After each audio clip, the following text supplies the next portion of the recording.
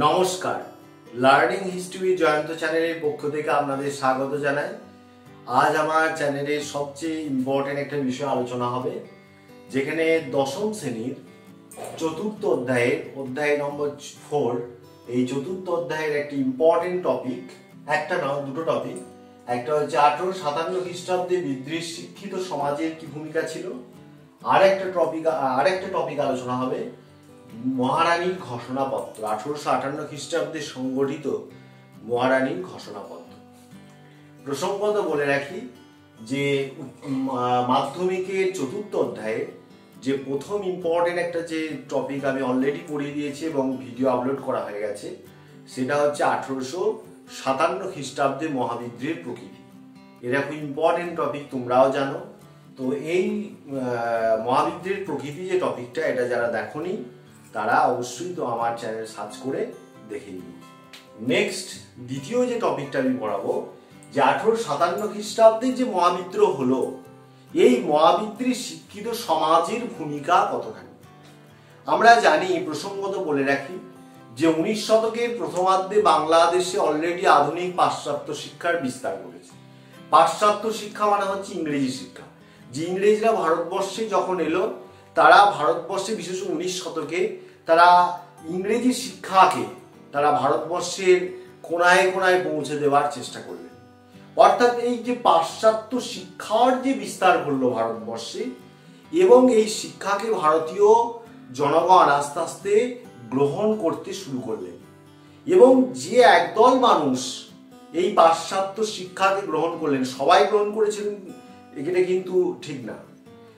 কিছু মানুষ যারা পাশ্চাত্য শিক্ষাকে গ্রহণ করলেন, এই পাশ্চাত্য শিক্ষাকে যারা গ্রহণ করলেন, তারা পরবর্তীকালে পরিচিত হলেন শিক্ষিত বাঙালি নামে। অর্থাৎ এই শিক্ষিত বাঙালি শ্রেণী থেকে জন্ম হলো মধ্যবিত্ত শ্রেণী। এই মধ্যবিত্ত শ্রেণীদের সমাজে তো একটা ভূমিকা থাকা উচিত।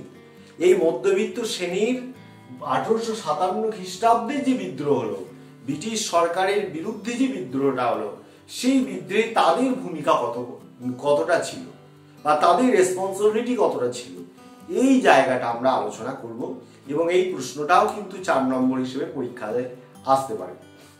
এখানে আমরা প্রথম যেটা আলোচনা করব, এখানে ভূমিকা তোমাকে এইভাবেই দিতে হবে, তার পরবর্তীকালে তোমাকে পয়েন্টস ওয়াইজ লিখতে হবে। সেখানে প্রথম যে এই কোশ্চেনটার, অর্থাৎ এই 1857 খ্রিস্টাব্দের যে মহাবিদ্রোহী শিক্ষিত সমাজের ভূমিকা কি, এখানে মেইন যে ইম্পর্টেন্ট পয়েন্টগুলো আলোচনা করতে হবে, সেখানে 1 নম্বর ব্রিটিশ শাসনের উপর ভরসা। ব্রিটিশ শাসনের উপর ভরসা, এই পয়েন্টটা আমরা আলোচনা করব। অর্থাৎ এটা কি না, ব্রিটিশ শাসনের উপর ভরসা। কারা ভরসা করলো না, শিক্ষিত বাঙালি মধ্যবিত্ত শ্রেণী। এই শিক্ষিত বাঙালি মধ্যবিত্ত শ্রেণীর একটা বড় অংশ 1857 খ্রিস্টাব্দে যে সমস্ত আঞ্চলিক ছোট ছোট শক্তিগুলো বিদ্রোহে অংশগ্রহণ করেছিল, তাদেরকে, দেশীয় শক্তিগুলো অবশ্যই, তাদেরকে সমর্থন না করে তারা ব্রিটিশ সরকারকে সমর্থন করলেন। তারা ব্রিটিশ সরকারের উপর বিশ্বাস রাখলেন। তারা ব্রিটিশ শাসনকে, অনেক মধ্যবিত্ত শ্রেণী তো এটাও বলতে শুরু করলেন যে ব্রিটিশ শাসন ভারতের পক্ষে কল্যাণকর। এই ব্রিটিশ, এবং তারা এটা যে ব্রিটিশ শাসনের বিরুদ্ধে তারা এটা মনে করতেন যে ব্রিটিশ শাসনের বিরুদ্ধে সশস্ত্র বিদ্রোহ এটা নাকি বিরোধী, এটা তারা চরম বিরোধী। এই ধরনের স্টেটমেন্টও কিন্তু তারা দিতে শুরু করলেন। অর্থাৎ এটাই লিখবে যে ব্রিটিশ শাসনের উপর ভরসা বলতে ব্রিটিশ শাসনের উপর তৎকালীন মধ্যবিত্ত শ্রেণীর কিছু মানুষ যারা ব্রিটিশ শাসনকে সমর্থন করেছিলেন, এবং ব্রিটিশ শাসনের প্রতি কিনা ভরসা, ব্রিটিশ শাসনের উপর তারা বিশ্বাস বলো বা ভরসা তাদের ছিল। নেক্সট যে পয়েন্টটা আমি আলোচনা করব, সিপাহী বিদ্রোহের বিরোধিতা।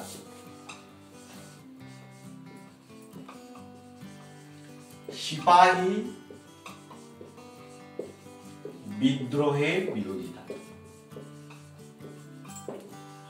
অবশ্যই পয়েন্টসগুলো নোট করে রেখো, তাতে তোমাদের সুবিধা হবে। সিপাহী বিদ্রোহের বিরোধিতা, অর্থাৎ 1857 খ্রিস্টাব্দের যে বিদ্রোহ, এই বিদ্রোহের মাধ্যমে ইংরেজদের বিতাড়ন করা, এই বিষয়টা কিন্তু তৎকালীন সময়ে যারা শিক্ষিত শ্রেণী তারা কিন্তু ঘোর বিরোধী ছিলেন।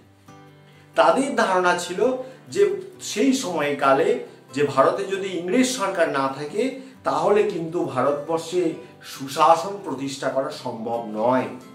অর্থাৎ ভারতবর্ষের যে সুশাসন ভারতীয়রাই প্রতিষ্ঠা করতে পারে সেই নিয়ে সন্ধিহান ছিল তোমার মধ্যবিত্ত শিক্ষিত সম্প্রদায়, তৎকালীন মধ্যবিত্ত শিক্ষিত সম্প্রদায়। তাই তারা 1857 সালের বিদ্রোহকে সমর্থন করেনি। নেক্সট পয়েন্ট, এই পয়েন্টটা খুব ইম্পর্টেন্ট পয়েন্ট, খ্যাতনামা বাঙালিদের মতামত। খ্যাতনামা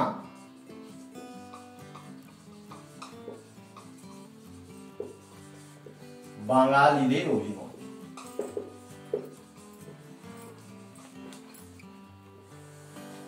এই খ্যাতনামা বাঙালিদের অভিমত, এটা খুব ইম্পর্টেন্ট পয়েন্ট।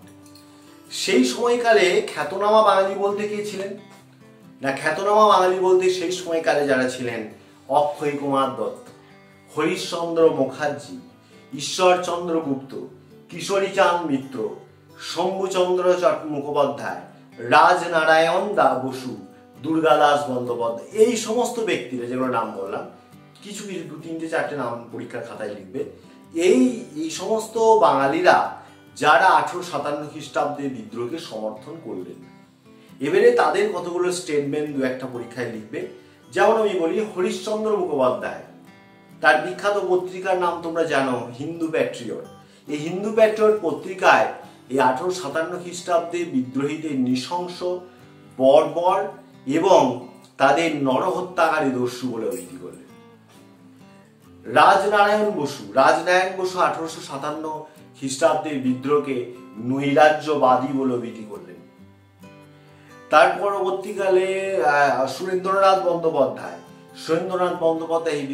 এই বিদ্রোহের জনগণের সমর্থন ছিল না, এরকম একটা স্টেটমেন্ট তিনি দিয়েছিলেন যে এই বিদ্রোহে জনগণের কোনো সমর্থন নেই।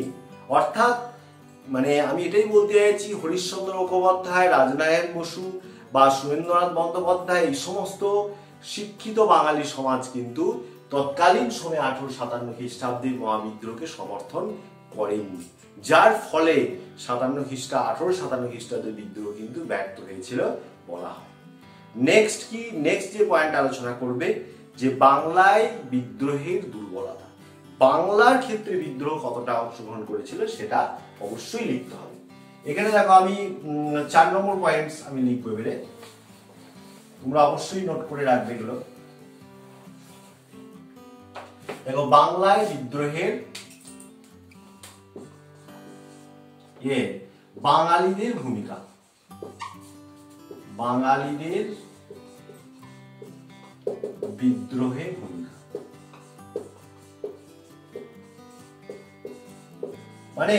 স্পেসিফিক ভাবে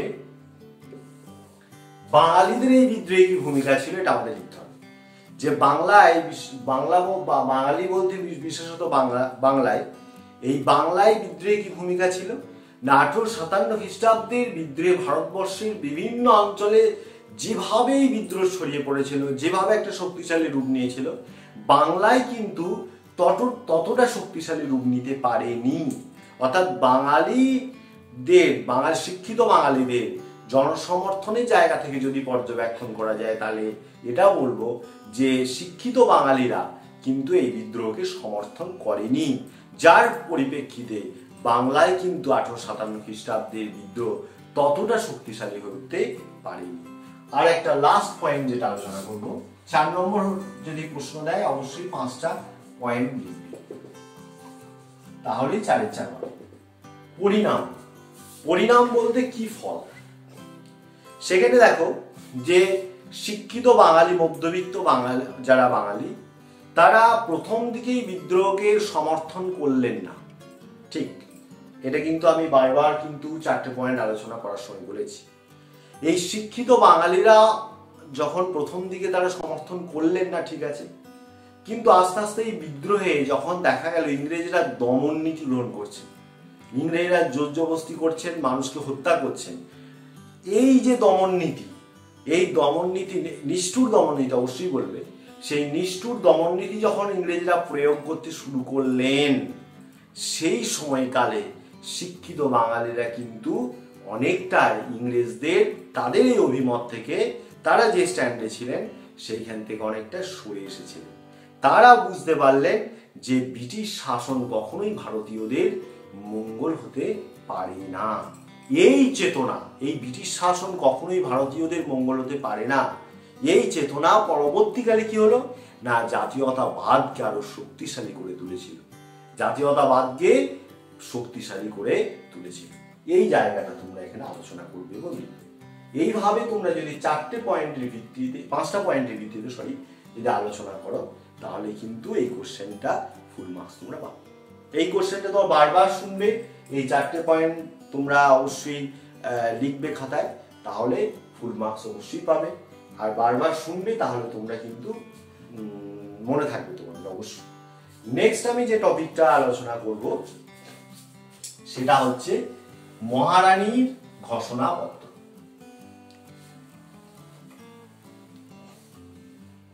মহারানীর ঘোষণাপত্র, এই টপিকটা আমি আলোচনা করব। যে 1857 খ্রিস্টাব্দে মহাবিদ্রোহ হয়ে গেল, সেই বিদ্রোহের পর মহারানী ভিক্টোরিয়ার কতটা কি ভূমিকা ছিল, সেই জায়গাটা আমরা এখানে আলোচনা করব। এই জায়গাটা আলোচনা করতে গিয়ে যেটা আমাদের জানতে হবে যে মহারানীর ঘোষণাপত্রটা কি, এর শর্তগুলো কি, এবং অবশ্যই সেখানে সমালোচনা গুরুত্ব আসবে। এই মহারানীর ঘোষণাপত্র মেইন বিষয়টা যেটা পড়তে হবে, প্রথমেই যেটা সংজ্ঞা দেবে যে মহাবিদ্রোহের পরবর্তীকালে ইংল্যান্ডের যারা রাজনৈতিক মহল তারা মনে করতে থাকেন যে ভারতবর্ষে যে ইস্ট ইন্ডিয়া কোম্পানি স্থাপিত হয়েছে সেটা একটা বাণিজ্যিক সংস্থা।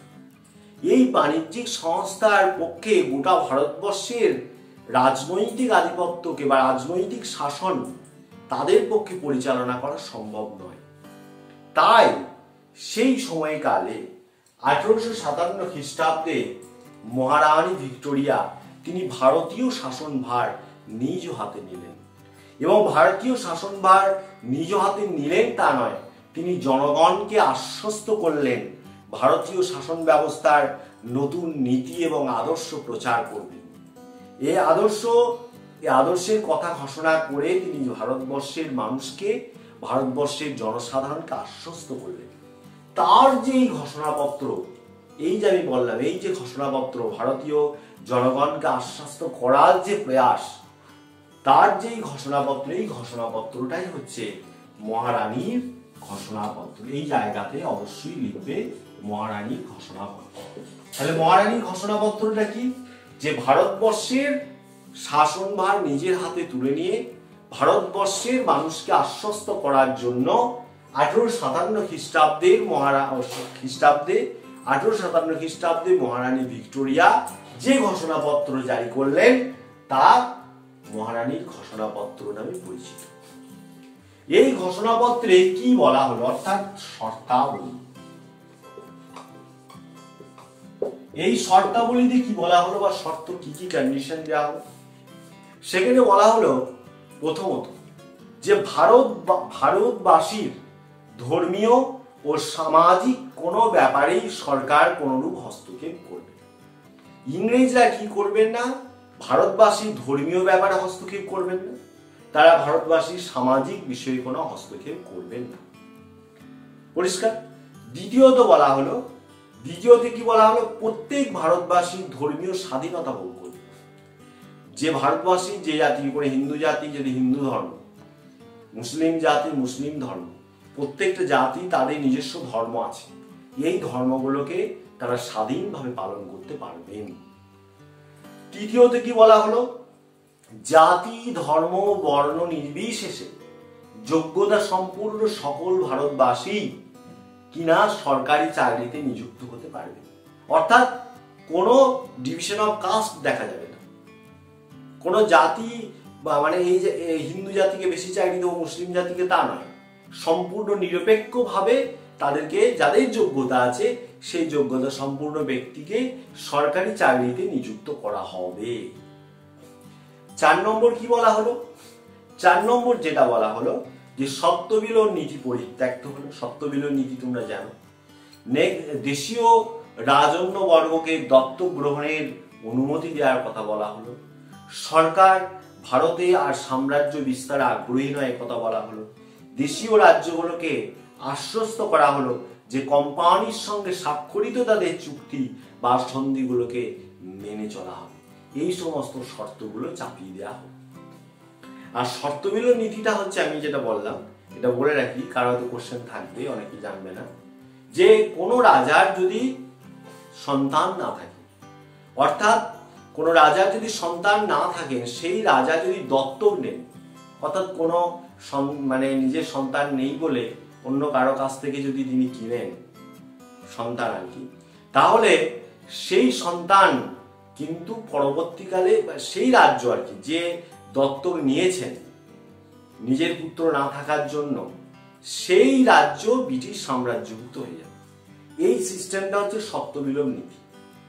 এই নীতিটা মরানীর ঘোষণাপত্রে বলা হলো যে এই নীতিটাকে প্রত্যাহার করা হবে। বুঝা গেল? এই নীতিটা তোমরা বুঝতে পারলে।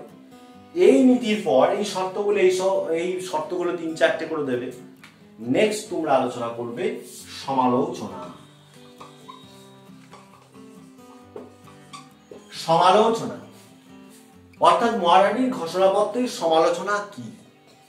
এই সমালোচনা বলা হলো যে মহারানীর যে ঘোষণাপত্র, এই ঘোষণাপত্রে কিনা সীমাবদ্ধতা কিন্তু বা মানে একটা নির্দিষ্ট জায়গাতেই সীমাবদ্ধ ছিল। এই ঘোষণাপত্র পরবর্তীকালে সেভাবে বাস্তবায়িত হয়নি। এই ঘোষণাপত্রে কি বলা হলো যে মহারানীর ঘোষণাপত্রে ভারতীয় এবং ইউরোপীয়দের প্রতি সমান আচরণ এবং সমানাধিকারের কথা বলা হলো। যে ভারতীয়দের যে অধিকার থাকবে এবং ইউরোপীয়দের যে অধিকার, তাদের অধিকার হচ্ছে সমান, এই কথা বলা হলো। কিন্তু এই কথা বলা হয়েছিল ঠিকই, কিন্তু এই কথা কিন্তু বাস্তবে রূপায়িত হয়নি। এই কথা কিন্তু বাস্তবে রূপায়িত হয়নি। নেক্সট, অর্থাৎ এই প্রতিশ্রুতি রক্ষা করা হয়নি। ইংরেজরা নিজেদেরকে কি বললেন? রাজার জাতি বলে মনে করতেন। আর ভারতীয়দের প্রতি তারা কি না, তারা